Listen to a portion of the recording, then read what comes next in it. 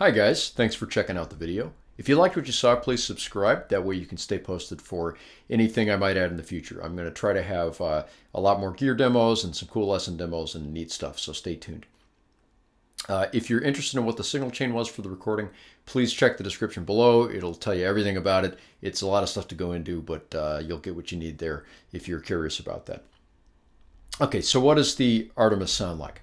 That's always the difficult thing, right? You're looking to get a really nice, awesome, like lifetime sort of amp, but it's not something you can go into a store and try. And you know, it might sound great in the video for a particular player, but it doesn't work for you in the way you play in your gear. So I'm going to do my best to explain what it sounds like. To my ears, what Kyle Rhodes is doing with the KSR line, Kyle is sort of like what Dave Friedman is to Marshalls. Kyle Rhodes is that to Mesa, Soldano type circuits.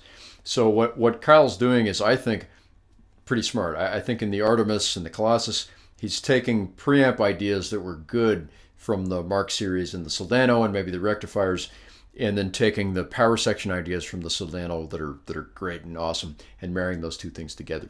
So if you know the feel of, you ever played it like a Soldano, you know, they have the power section has this really, like, you open the thing up and instead of squishing, it just gets bigger and more three-dimensional, and you feel like you have this direct connection from the guitar to the speaker. It has a very, like, you know, the way a single channel, like early like Fender amp hand wired feels, and that's the famous de Young output transformers.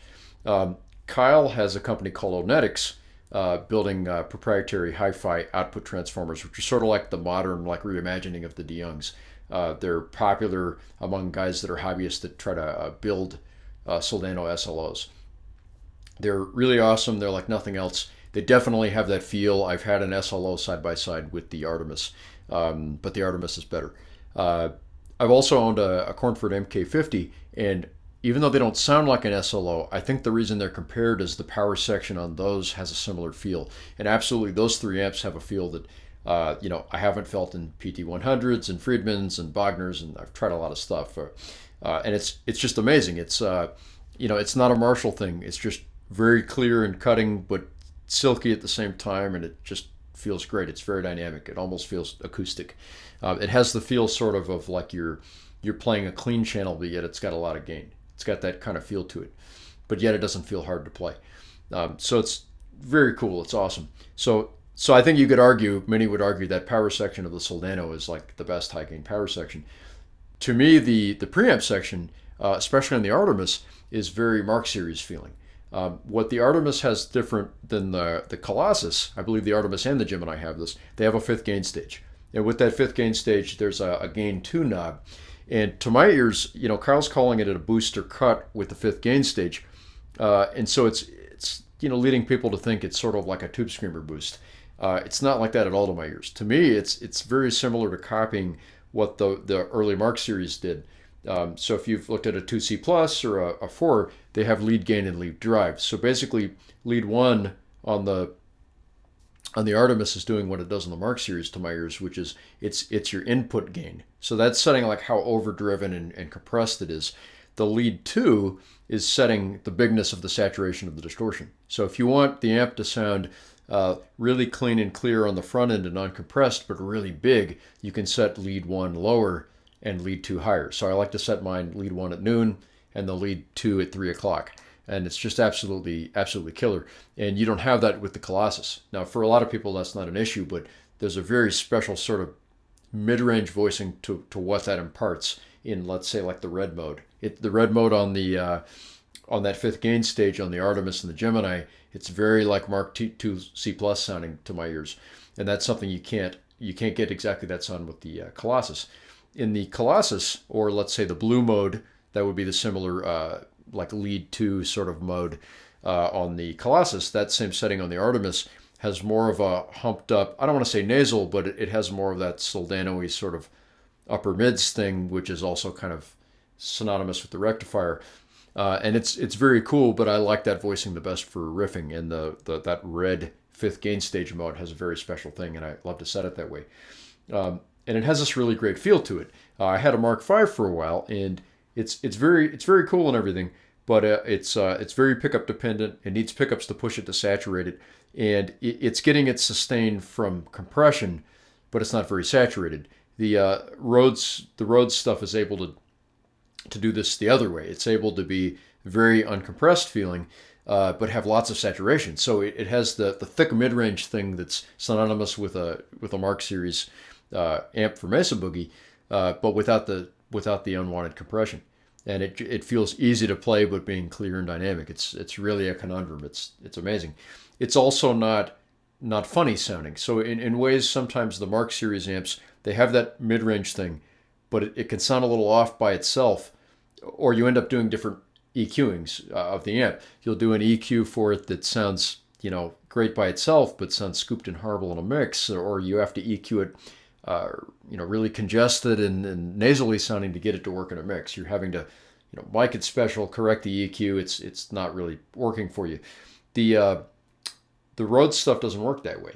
You set it great, and it sounds like itself, and then you just try to capture that sound with the mics, and you put other tracks around it in a band or in a mix, and it's still there, but all the stuff sits right.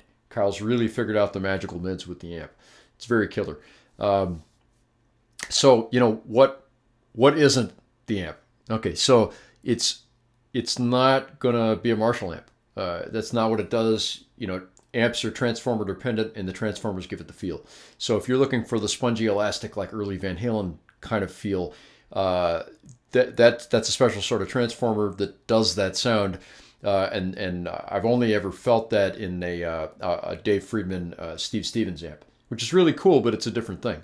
It's not as controlled a sound. It's not as singing. If you want that sound, though, go get that amp. But I'd have to tell you, if you're a Marshall guy looking for a different sound, you will like this amp because it has the singing qualities that you like in a Marshall.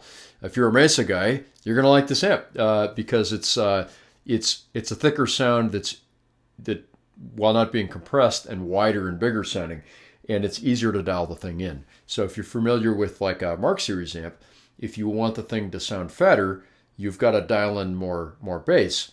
But then maybe that sound won't be tight enough for riffing, or maybe it won't work for a neck pickup sound or a bridge pickup sound, or vice versa. But Kyle's got the multi-level voicing switches to revoice the mid-range and to dump like the fat switch, for example, adds harmonic overtones and loosens the pick attack of the amp because it feels like it's dumping more bass earlier in the circuit, whereas the thick switch is dumping a little more bass, farther to the end of the power, closer to the power section, which feels like a resonance adjustment, like a pull deep, and all of that stuff is MIDI programmable. So all of that stuff's easier. It's much easier to dial the amp the way you want and have those settings change, and the amp works. So he's really really simplified the system. What are the differences between the Gemini and the Artemis and the Colossus? Okay, so the Artemis and the Gemini both have the gain 2 knob and the 5 gain stages. They share similar circuit boards. They also can do things MIDI programmably that the Colossus wasn't designed to do. The Colossus doesn't have MIDI programmable bright switches. It does have bright switches though. I don't think it's an issue because I tend to leave my bright switches on all the time. I love the full harmonic content of the circuit. It's not a harsh thing. It's more, you're hearing more depth into the circuit. Also the Andy Wood mods, which are the thick switch and the third mid-range voicing switch, those are non-programmable on the Colossus. Those are MIDI programmable on the Artemis and the Geminis. and it's really cool. The different voicings. The lead one voicing is more of a normal mid, sort of like a Soldano. The Andy Wood, his lead voicing, that's more of like it seems to give more upper mids and sort of make things tighter on the low end, and it could be cool if you had probably like extended range guitars. That could be cool. I don't tend to use that as much, but I like the lead one for riffing. The lead two is more of a Mesa. It's a little bit lower mids, but it doesn't get lost. It's like voiced beautifully. So Kyle's a genius with what he did there. The other thing that the Colossus does is the Colossus has certain things hardwired. So in the clean channel, the fat switch is like wired on. And it's a cool sound, and I like that specifically for running pedals into the clean channel.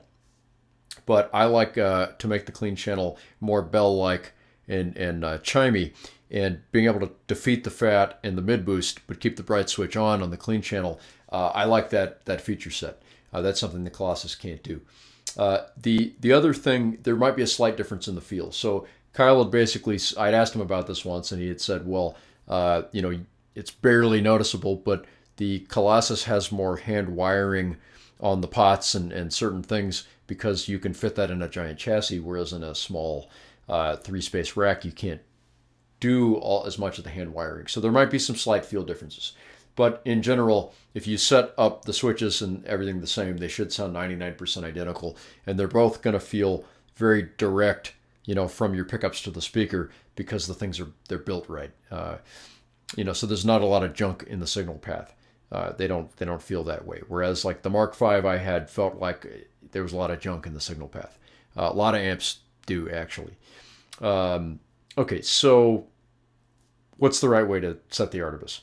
I'm not going to tell anybody what to do or tell them they're wrong, but I'm seeing lots of videos where it doesn't show off how cool the voicing of the amp is and how iconic. I mean, it's going to be a famous amp, I think, for the voicing. It's that good. I think it's right up there with the 2C Plus and an SLO as an iconic lead voice. But I think a lot of people are setting the thing wrong.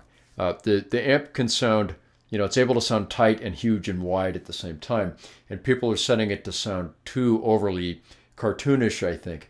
They're wanting it to sound extra huge in the room, and it's not sounding right on the track. It's sounding too loose. So Kyle suggests you set the bottom, which is like a resonance adjustment, to 9 o'clock and the presence to around noon, and that's a balanced setting. I've tried a million things. He's right. It's the best way to set the amp. It sits in a mix right. It sits in a band right. It won't sound as massively huge. It still sounds like way huger than like most other amps set that way, and that's the right setting. I wouldn't mess with it. It's better to take that and adjust your bass and mess with the thick and the fat switches to get what you need that way, I think. The other thing is use the bright switches.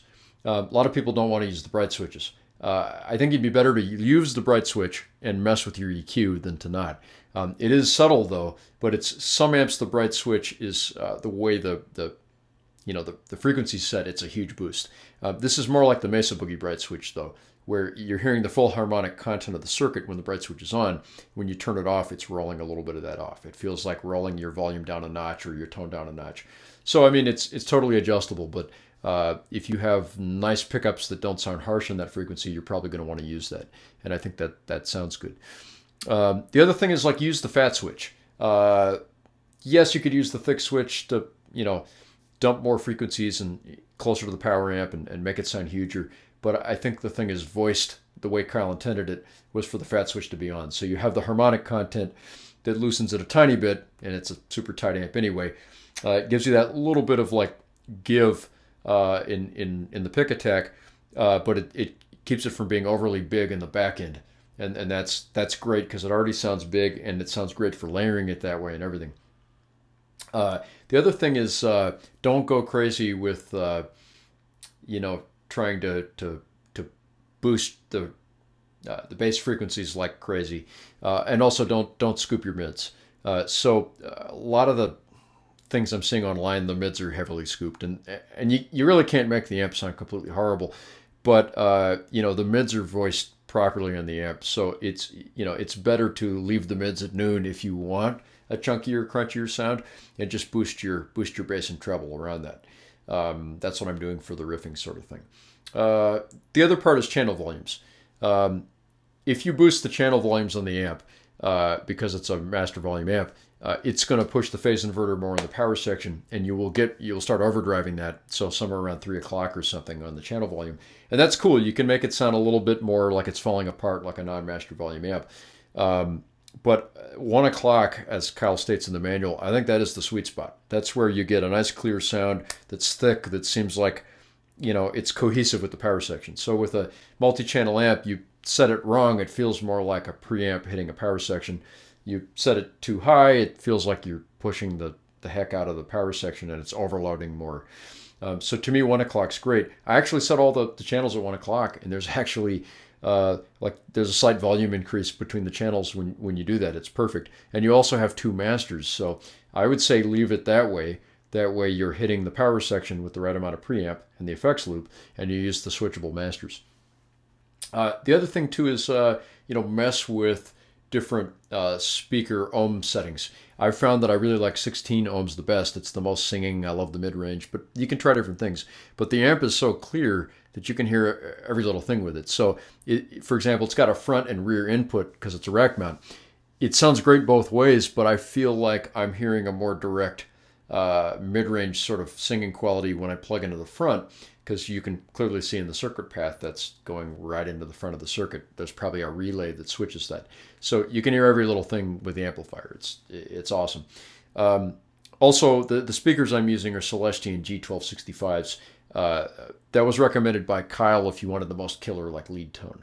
To me, they sound a lot like Celestion Vintage 30s, but the Vintage 30s have an ice pick thing and like a little bit of a fizzy thing. And any of the H magnets have a little bit of like a hardness or stiffness, and the amp is already very singing and tight. The M magnets from Celestion, they have a little bit of a give, and those speakers seem to have everything that's cool and thick sounding about a Vintage 30, but none of the bad stuff. And they're also seem to be a little more flexible. They can sound a little more vintage if you want to set the amp that way. So I think they're really cool. I'd highly recommend you get a Rhodes cab with the thing. But what's really cool about the amp is Kyle's a genius with the voicing. So I've tried the amp through a Mesa traditional cab, and it sounds great through that. Still has its character, but the speakers add different things. There are other amps, for example, like the Mark series, that if you run them through something like a Greenback or something, it's not a Marshall, but it doesn't sound like a Mark series anymore. It sounds like something's horribly wrong. That's not really what the Rhodes stuff sounds like. It sounds like itself, but it can take on different characteristics from different speakers. But I really love those speakers. They're really cool. I don't think you could make the amp sound harsh. It's got enough adjustability to work that way. The other thing too would be like pickups. Okay, what do you use with the amp? First off, it sounds great with everything.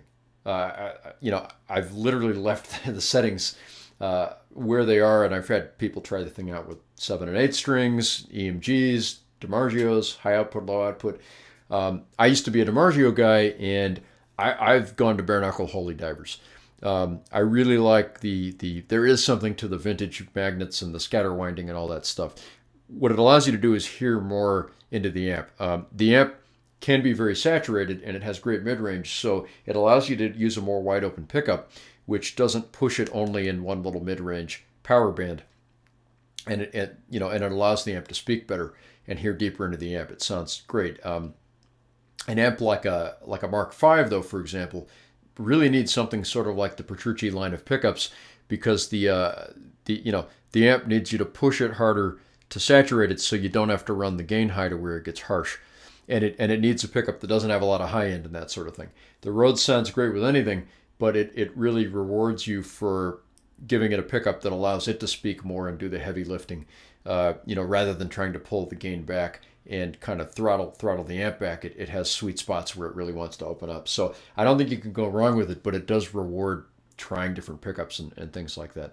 But yeah, I leave the amp set the way it is, and I have different guitars with different woods and different output pickups, and I like the way it drives those particular sweet spot settings for me on the amplifier.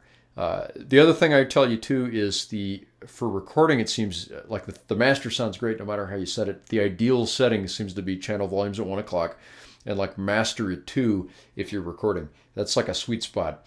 And it's just killer. The amp sounds great at any volume though. I mean, you could truly gig the thing at, you know, a small club if you want to drag around a large drag around amp like that, and then take it to a big venue. And it's because like the power section is very unique. Most, you know, I can't get over the fact that like most amps that are 100 watts sound completely horrible until they get to a sweet spot, and then you go past that and it falls apart and mushes up. This is a problem I had with the Cornford MK50. You know, it would sound great. You get it to about 3 on the master, and the bass sort of completely runs away and it turns the mush, and it's no good over that. The Marshalls are sort of like that too. They, you know, you get them to a certain point, there's cone cry like crazy. They're not very controlled. I don't like that. The Rhodes stuff, you know, you get it past a certain point. You know, you could almost say because of all the preamp gain, when it's really low, it could maybe sound a little more congested, and then you open the thing up, and it starts to open up. It gets to the sweet spot. It seems to get more singing and like tighter and sounding like itself, and it never really like falls apart. It's just awesome. Really cool stuff. So anyway, I think you can't go wrong with any Rhodes amp. But if you need to, you know, you're not sure, I'd recommend just doing what I did. Somebody recommended Kyle's stuff. I'd never heard about it. I sent him a long, insane, rambling email about, like, you know, all the things I liked about the amps and what I needed it to do. And Kyle, you know, I was originally thinking of maybe a Colossus, and then Kyle, you know, kind of helped me decide on the Artemis, and it's been a really good choice. As great as the Colossus would be, the Artemis, like that extra gain stage for my taste of what I like sonically, really is something special. And you know, I'd really advise you to talk to him about it. But pretty much nobody hates the thing. I mean, I have people that have tried it out that are Vox people that like love the sound of that amp, and Mesa and Marshall people that love the thing. Kyle's really doing some special work with the amp, and you know, and the build quality is amazing and everything. So yeah, I mean, it's really a steal of an amp if you consider that it's going to be durable and last you like your lifetime. So it's really just whether it's for you. And I think even if it's not for you, it's going to be an amp you don't want to get rid of because the thing sounds killer and it's a great one for your collection. Anyway, thanks for checking everything out. If you would like me to demo your products, please contact me. Thanks a lot for watching the video.